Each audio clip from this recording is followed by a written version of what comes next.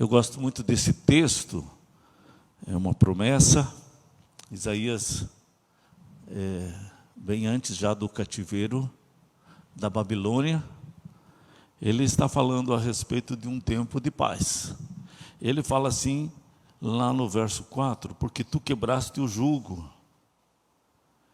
E também ele fala no verso 3 da alegria que Deus tem dado para ele, para o seu povo. Quando fala de quebrar o jugo, então já está falando a respeito do cativeiro, daquele que é opressor. E aí ele continua falando a respeito de batalha no verso 5 e da vitória. E aí ele já fala no verso 6, porque o menino nos nasceu, um filho se nos deu. E aí esse texto, esse verso 6 é bem conhecido. Não sei vocês se já cantaram, mas esse também é uma música, seu nome é maravilhoso, né? Conselheiro, Pai da eternidade, Príncipe da paz. O primeiro versículo e o segundo versículo eu queria falar um pouquinho mais sobre eles, porque é a parte de que o povo estava em trevas, que o povo dos filhos de Jacó estavam em obscuridade, diz no verso 1, e que teve um tempo que eles estavam em situação desprezível, mas nos últimos dias, nos últimos tempos, tornará glorioso o caminho do mar, além do Jordão, Galileia dos gentios. E veja quanto que Jesus caminhou por ali, na Galileia dos gentios, né? Jesus andou sobre o mar da Galileia. Os seus discípulos eram pescadores lá no mar da Galileia. Galileia era mesmo uma terra de origem, assim, essa palavra Galileia fala de gregos. Então, é uma palavra já de esperança. Não se tinha a ideia de Jesus como seria, que ele andaria com barcos, com os seus discípulos, que teria aquela pesca maravilhosa.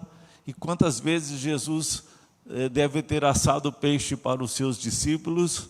Tudo isso não se tinha ideia como seria. Uma ideia que ficou muito clara assim na cabeça do povo de Israel é que Jesus, o Messias, ele viria como um grande rei. Ele estabeleceria o seu trono como Davi, e ele libertaria o seu povo do domínio dos opressores, no caso, nos dias de Jesus, do Império Romano. E na verdade, Jesus, ele veio para nos libertar dos nossos pecados. E quando fala assim, seu nome é maravilhoso, conselheiro, Deus forte, Pai da eternidade, Príncipe da paz, já está falando de uma libertação do coração, né? E ele está falando assim, o povo estava em trevas. O verso 2, o povo que andava em trevas viu grande luz, e aos que viviam na região da sombra da morte, resplandeceu-lhes a luz. O povo que andava em trevas viu grande luz, e aos que viviam na região da sombra da morte, resplandeceu-lhes a luz. Então as trevas, elas trazem medo, as trevas trazem insegurança, mas também as trevas falam de um coração, de uma mente que não está enxergando direito, de uma mente assim que segue o caminho que dá na sua cabeça. Uma diferença entre o tempo de Josué e Juízes era assim. Diz o texto que os juízes, eles faziam aquilo que melhor lhes parecia. Eles tinham boas intenções, tinham boa vontade. A intenção era fazer a vontade de Deus, mas eles não estavam fazendo a vontade de Deus. Porque não havia convívio com Deus, não havia convívio com a palavra de Deus. Você lembra de Sansão? Se você lembrar de Sansão, você vê assim que ele tinha boa vontade, que ele tinha boa intenção, mas ele era escravo por paixões, ele era escravo de outros sentimentos que ele não se libertou por não conviver com a palavra de Deus. Ele tinha promessas de Deus na sua vida, promessas de Deus se cumpriram na sua vida, os propósitos de Deus se realizaram na sua vida, mas de uma forma terrível, de uma forma que magoou, de uma forma que entristeceu. Ele não foi um exemplo para o povo de Deus. Então, a cegueira espiritual, ela é algo muito triste, porque a pessoa ela não percebe que está errada. E ela ainda se magoa quando alguém fala para ela que ela está errada. E às vezes a pessoa que vai falar para ela tem que ficar assim como que pisando em ovos, se cuidando para fazer aquela exortação, para aquela chamada de atenção, para aquela correção. Por quê? Porque ela não percebe que está errada, porque ela está em trevas. Outro ponto que eu vejo importante aqui é que a luz não nasce no coração do homem, não nasce nesse mundo. Essa luz ela veio de fora, ela veio do céu, ela veio de Deus. Quando você vê assim na televisão, em livros, você percebe assim que você tem que procurar o teu eu interior, a tua luz interior, aquele bem que existe em você. E você tem que desenvolver aquele bem que existe dentro de você. Talvez aquele Deus que existe dentro de você, você precisa desenvolver ele. Agora Deus não diz assim. Deus diz assim: não existe bem nenhum em você, mas eu posso colocar a luz dentro de você, e eu posso acender essa luz, e eu posso clarear, e eu posso transformar a tua vida, eu posso te dar entendimento. Você precisa ter um relacionamento comigo. Então, é um texto que fala de promessas, que apesar do cativeiro, apesar das lutas, Deus diz: vai haver dias de alegria. Um menino nasceu, esse menino se torna grande, ele vai estar ali na Galileia, vai haver pregações, vai haver o Sermão do Monte, coisas maravilhosas. Eu estava meditando sobre essa questão das trevas. Eu lembrei assim de um filme que fala a respeito da história de Noé. É um filme bem moderno sobre Noé. Já faz tempo que tem, mas ele é bem moderno. A ideia é que ela é uma ideia bem moderna também. Assim, Noé percebeu que o grande problema dessa terra não são os animais e nem as árvores, nem os rios, nada. O problema dessa terra são os homens. E aí Deus resolveu destruir todo o homem. Mas no plano de Deus, Deus tinha pensado assim: eu vou colocar Noé, a sua família, e através dessa família temente a Deus, eu vou levantar um povo que vai buscar a minha presença, e eu vou fazer juízo contra o pecado, porque o pecado nos dias de Noé estava terrível. Mas Noé, nesse filme, ele entende assim que a única solução é parar. Não pode mais ter filhos. Não sei se alguém assistiu isso. Alguns aqui assistiram. Então, ele não quer que os filhos casem, ele não quer que os filhos tenham filhos, ele não quer ter neto. De repente, ele descobre que um dos filhos já tem um filho, então ele tem um neto, e ele precisa dar um jeito nesse neto. Que jeito que ele vai dar? Ele tem que matar esse filho para resolver todo o problema, porque todo o problema, na verdade, é o homem. Porque o homem é mau. Então, está ali essa história. Ele tentando resolver o problema, eu vou matar esse meu neto. Porque aí eu acabo com o mal desse planeta. Se você parar para ler a Bíblia,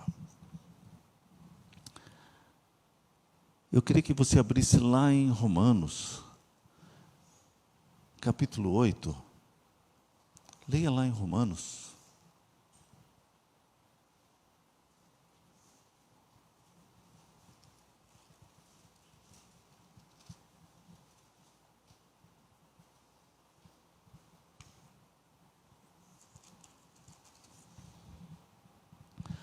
Do verso 18 até o verso 22. Vamos ler juntos? Romanos 8, do 18 ao 22. Porque, para mim, tenho por certo que os sofrimentos do tempo presente não podem ser comparados com a glória a ser revelada em nós. A ardente expectativa da criação aguarda a revelação dos filhos de Deus, pois a criação está sujeita à vaidade, não voluntariamente, mas por causa daquele que a sujeitou, na esperança de que a própria criação será redimida do cativeiro da corrupção para a liberdade da glória dos filhos de Deus, porque sabemos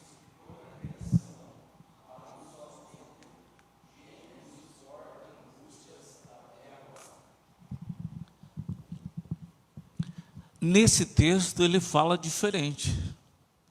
Nesse texto ele diz assim que não vai haver redenção da criação sem a redenção do homem. Juntamente com a redenção do homem, Deus vai também redimir toda a criação. E que toda a criação aguarda esse dia da sua redenção. Toda a criação, os animais, as plantas, a terra, tudo que tem, aguarda o dia da sua redenção. Por quê? Porque ela foi sujeita à vaidade através do pecado de Adão. E através do pecado de Adão, toda a criação de Deus também foi contaminada pelo pecado.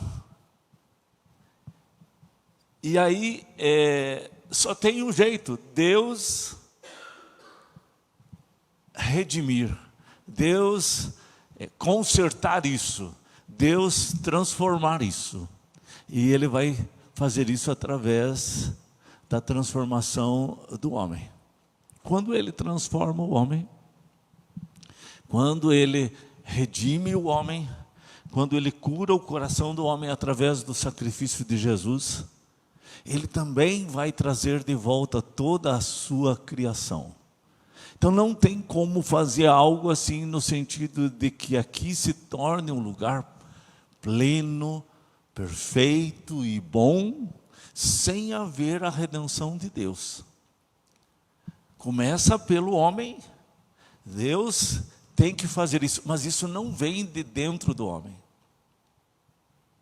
Não vem de uma luz interior do homem. Não vem de algo que o homem consegue produzir. Você pode ver assim, que tudo que o homem coloca a mão, dá problema. Se você pegar assim a lista das coisas que produzem câncer, a maior parte das coisas que produzem câncer, foi algo que o homem andou mexendo. Todos os corantes produzem câncer. O corante vermelho é o que mais produz câncer.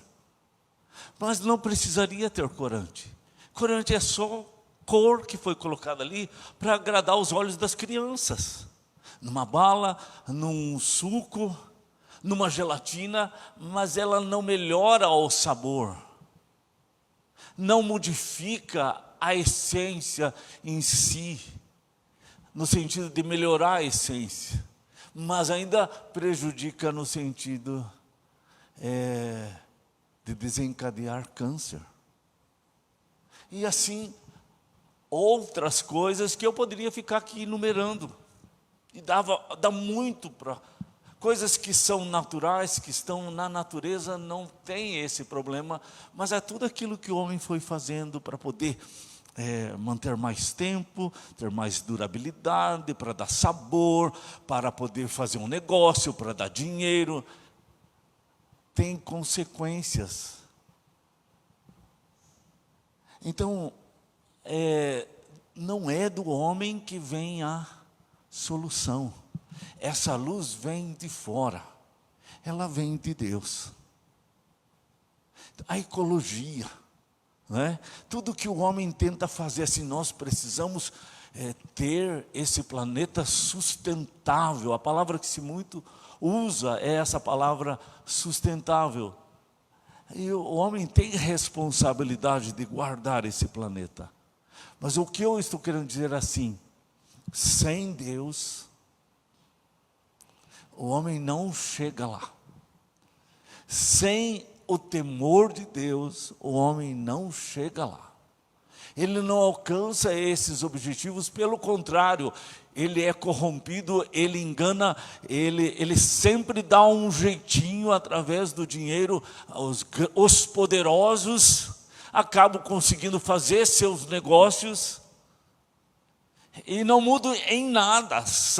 Dizem os especialistas, que é 7% da população do mundo que mantém o controle sobre a metade do planeta. E os 93% restante tem domínio sobre a outra metade. E assim eles dominam comprando voto, assim eles dominam em todos os sentidos. E as pessoas estão nas trevas, não percebem que estão sendo manipuladas por um poder maior. De homens que controlam os demais. Então, gente, a igreja é aquela que precisa ser o último refúgio, no mínimo, da fé em Deus, da crença que libertação do homem só se encontra em Deus e não no homem. Quando você ouvir uma música, algum ensino que diz você tem que buscar o teu eu interior, a tua luz interior, o teu bem interior, presta atenção. Se não vem alguma coisa do inferno ali, doutrina de Babel, doutrina do anticristo, tudo ali. E geralmente são nas entrelinhas, porque você já estuda a Torre de Babel e você vê que as coisas, elas vêm sempre nas entrelinhas, em letras pequenininhas, quando é algo contra Deus. Aparentemente tem boa intenção, aparentemente é uma coisa bonita, é uma coisa que chama atenção, faz você se tornar uma pessoa famosa, todo mundo busca por fama. Mas tudo que tem a ver com o nosso eu, de dar afago ao nosso eu, é egoísmo. E isso se aproxima muito mais às doutrinas do anticristo do que as da Bíblia, porque a Bíblia sempre vai falar do teu pecado, da tua rebeldia, do teu orgulho, da desobediência, da dependência a Deus, de Jesus dentro de você, transformar você numa pessoa humilde, uma pessoa assim que convive com Deus, se relaciona com o teu Criador e tem paz com Ele. Então, eu queria chamar a atenção assim, não existe como redimir essa terra sem redimir primeiro o homem. E a igreja, ela precisa ser o lugar onde se crê dessa forma. Então, eu chamei a atenção na história lá do filme de Noé. É uma história mais... não tem muito a ver com a Bíblia, é uma história bonita ali e tudo. chama a atenção dos jovens, mas ele vê assim, o problema é o homem. E a gente precisa tirar o homem da jogada. Aí você começa a prestar atenção em algumas coisas. Hoje se dá mais importância aos animais do que ao ser humano. Jesus, ele é o príncipe da paz. Uma das coisas que mais pode trazer transtorno e tirar a paz no meio de uma sociedade é tirar a vida das crianças já dentro do ventre da mãe. Eu queria que você prestasse bem atenção sobre isso. E muitas vezes isso tem sido colocado à força na mente, no discurso das pessoas. Estava tendo uma pesquisa a respeito de salvar tartarugas. E junto com essa pesquisa, eles estavam buscando a assinatura das pessoas. E eles colocaram também em relação a assinar contra o aborto. Pronto. A maior parte assinava a favor de salvar daquele projeto para salvar as tartarugas. Mas a grande parte não assinava nada sobre o aborto. Por quê? Por que não pode nem falar sobre o assunto? Parece que já virou um tabu falar sobre esse assunto. Então, as pessoas já estão sendo feitas a cabeça a favor do aborto. E já começa a virar um preconceito se você não aceitar o aborto. Mas se você parar para pensar, é uma mãe que mata o seu filho. É aquela pessoa que teria que existir para cuidar do seu filho. Agora ela mata o seu filho. É criação contra a própria criação de alguém que é indefeso, que não consegue defender a si mesmo e que precisa ser defendido pelos adultos.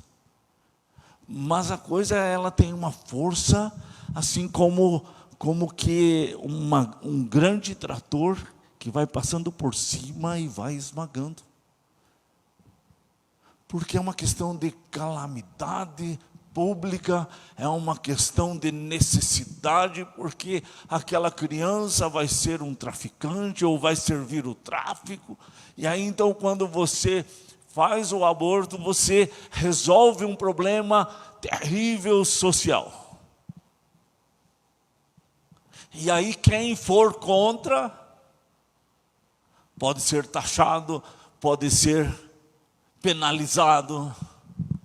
Então eu queria chamar a atenção para uma coisa que a gente deveria pensar assim como sendo uma coisa que não deveria nem ser questionado, não deveria nem ser discutido se deve fazer ou se não deve fazer o aborto. Porque a pessoa deveria pelo menos pensar assim, eu vou engravidar ou não vou engravidar. Mas mataram um nenezinho porque eu não vejo? E os danos que isso pode trazer à sociedade? E é exatamente o verso 2. O povo que estava em trevas, que estava na sombra da morte, na escuridão, nessa avalanche escura, não consegue perceber o erro, não consegue perceber aonde está, e acha que aquilo ali está certo. Então, quando a igreja já começa a aceitar, significa que nós estamos num tempo muito sombrio. Num tempo de escuridão, né? Como que alguém, porque eu lembro assim que uma pessoa falou, a mãe é a única pessoa que tem direito de decidir se ela quer continuar com a gravidez ou não. Por quê? Porque a gravidez é uma extensão dela. É como se ela tivesse a mão e ela decide se ela quer continuar com esta mão ou não. É parte do corpo dela, ela toma a decisão. Ninguém deve pôr o dedo e opinião nesse assunto. Quando todos sabem que não é assim, é uma outra vida, né? As mulheres que engravidam sofrem nas primeiras semanas com muito mal-estar, porque o organismo está se adaptando a um corpo estranho dentro do seu corpo. E todo esse sofrimento é por causa de que está havendo uma adaptação.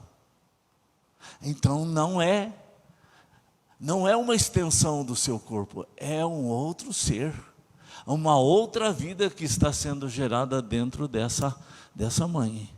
Então, não deveríamos nem discutir um assunto como esse, se a gente tivesse um pouquinho de luz do céu no nosso coração. Se nós tivéssemos um pouquinho da luz de Deus dentro de nós, nós seríamos protetores dessas crianças.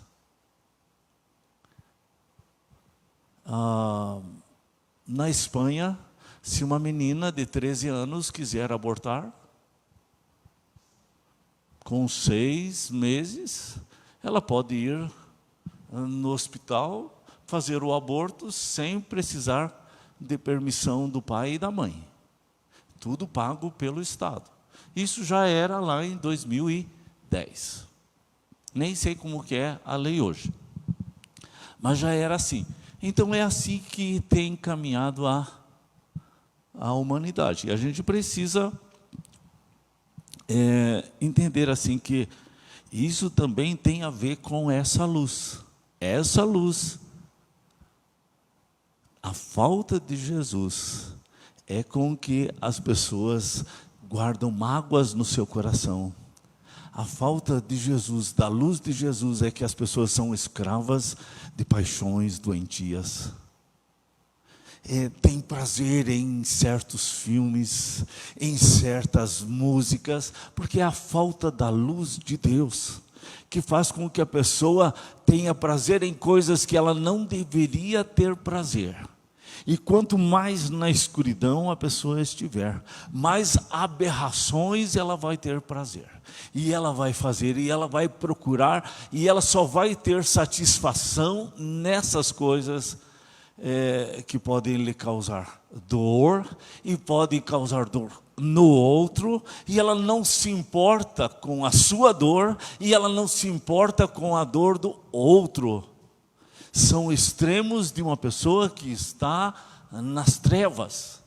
Então, ele está dizendo assim: resplandeceu-lhes a luz de Jesus, para abrir o entendimento das pessoas. Quando a gente vê em assuntos relacionados ao nascimento de Jesus, a gente vê a morte daqueles meninos em Belém. Há todo aquele choro das mães em relação à morte de seus filhos pequenos, 2 anos para baixo.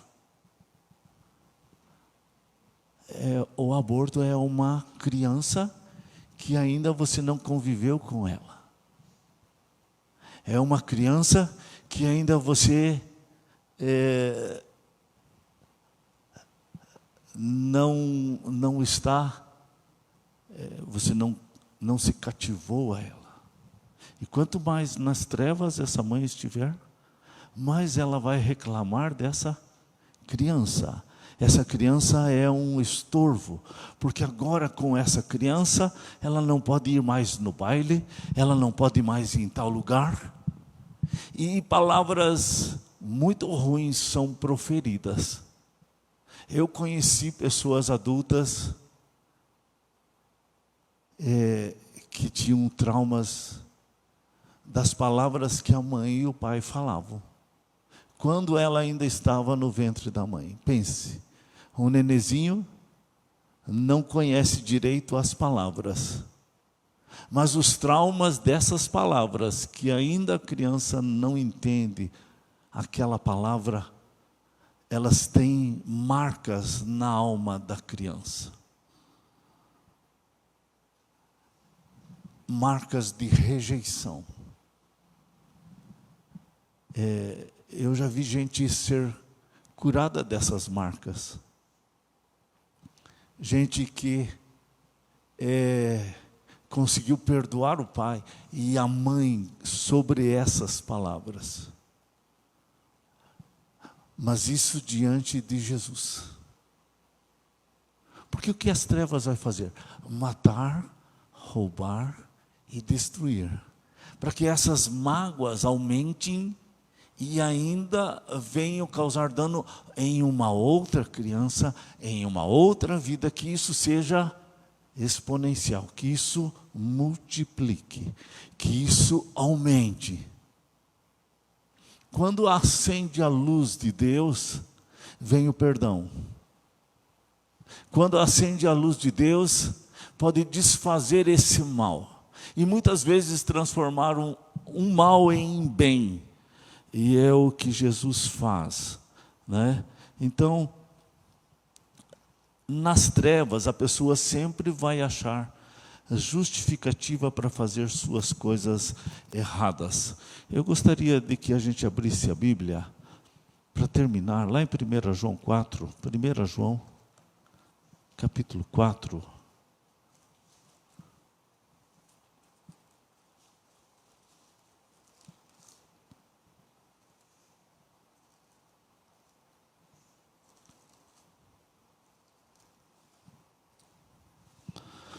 Primeira João, capítulo 4, o verso 9.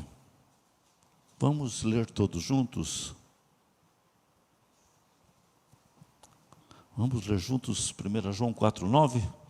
Nisto se manifestou o amor de Deus em nós, em haver Deus enviado o seu Filho unigênito ao mundo, para vivermos por meio dele. Então, tanto o capítulo 3 como o capítulo 4 está falando deste assunto. Deus enviou seu Filho a esse mundo para a gente viver através de Jesus. O que eu quero dizer assim, não são normas que Ele coloca ali na parede para você ler. Aí você tem que se esforçar para seguir essas normas. Se você seguir, você vai estar bem com Deus. Se você não seguir, você vai estar mal e você tem que arrumar perdão de Deus para os erros que você cometeu. Não é assim. Esse texto está falando assim de uma convivência. Deus enviou Jesus para viver dentro de você. Paulo fala em Gálatas 2,19, eu estou crucificado com Cristo. Logo eu não vivo mais. Logo o viver que eu tenho é por Jesus. Eu não vivo mais por mim mesmo. A minha vontade não deve ser feita. A minha vontade ela precisa ser crucificada. Mas a vontade de Jesus precisa se realizar. Então não é uma questão de regras, de normas, de dogmas, de mandamentos. É uma questão de ter a pessoa de Jesus. Entende? Que o Evangelho é algo místico. Não é uma coisa apenas racional, de regrinhas, que você precisa viver dentro daquelas regrinhas. Ele está falando a respeito de alguém viver dentro de você. A ceia fala sobre essa presença. Não que há uma presença de Jesus nos elementos da ceia, mas os elementos representam esse assunto da presença espiritual de Jesus dentro de nós, porque você come o pão, você põe para dentro esse pão, e esse pão, teoricamente, ele vai ser alimento para as tuas células, e parte dos elementos desse pão também vão fazer parte da estrutura de novas células. Então, é isso que ele está dizendo assim, você se enche de Jesus, da pessoa de Jesus, todas as tuas células espirituais vão fazendo parte de Jesus. O Salmo 103 diz assim, quando eu bendigo a Deus, a minha alma bendiz, todo o meu ser bendiz, as minhas células bendizem. Quando eu maldigo, quando eu amaldiçoo, quando eu não abençoo, quando eu sou pessimista, quando eu sou negativo, todas as minhas células são negativas. Se eu sou, no meu ser, um suicida, as minhas células também são suicidas. E não prestam para transplante de órgão. O que ele está dizendo assim, é espiritual, gente. Você precisa se encher de Jesus. Convém que ele cresça e que eu diminua, João Batista fala. Aqui ele fala, Deus enviou Jesus, o seu Filho unigênito, ao mundo, para vivermos por meio dele. Não é para você vir no culto de domingo à noite e ficar cheio do Espírito Santo aqui. É para você ficar cheio do Espírito Santo todo dia. Na segunda, na terça, no trabalho, administrando o dinheiro, no dormir, no conversar com as pessoas. Em tudo precisa revelar Jesus Cristo.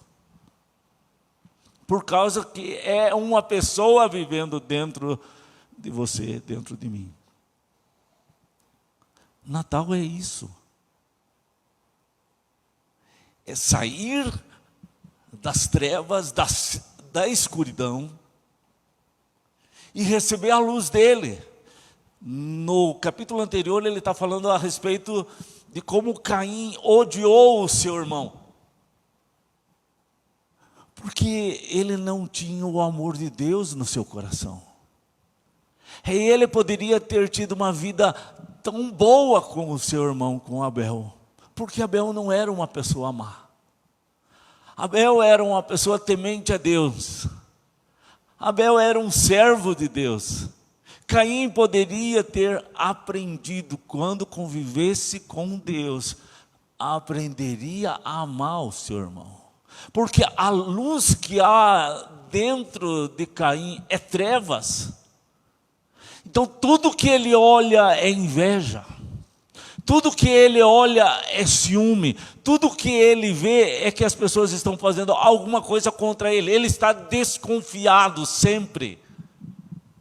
Qualquer palavra que alguém dissesse, qualquer atitude que alguém fizesse, estava sendo contra Caim na ideia dele, porque ele estava nas trevas. Deus viu o seu povo nas trevas. Ele diz, eu trouxe a luz. E eu quis mostrar nessa pregação que uma das formas de você prestar atenção, não só a questão do ódio, da amargura no coração, da raiva, desses sentimentos que está falando aqui, em 1 João. Mas eu quis também falar a respeito da cegueira, até em relação a questões modernas, como o aborto. Não poder falar sobre esse assunto. Esse assunto, ele é assim, fechado. A igreja, ela vai precisar se posicionar. A igreja, ela não vai poder ficar em cima do muro. Os professores da igreja não vão poder ficar em cima do muro. Ninguém vai poder ficar em cima do muro sobre assunto nenhum. Então, para a gente poder entender, a gente também precisa da luz de Deus, porque senão a gente fica como Caim, nas trevas e achando que está vendo, achando que tem a ciência, achando que tem o conhecimento, achando que é isso. Por quê? Porque os 7% mais poderosos do mundo disseram, e eu não posso contradizer eles. Mas tem alguém acima desses 7%, que é o nosso Criador, e a gente precisa se firmar na palavra. Vamos orar? Querido Pai, eu oro, Senhor, para que a igreja esteja se posicionando nesse tempo de escuridão, nesse tempo de tanta dúvida, indiferença, tempos sombrios, Pai. Tempos que o amor do Senhor tem esfriado no coração dos homens. Eu oro, Senhor, para que a Tua igreja seja luzeiro. A igreja, Senhor, manifeste o amor do Senhor aos perdidos,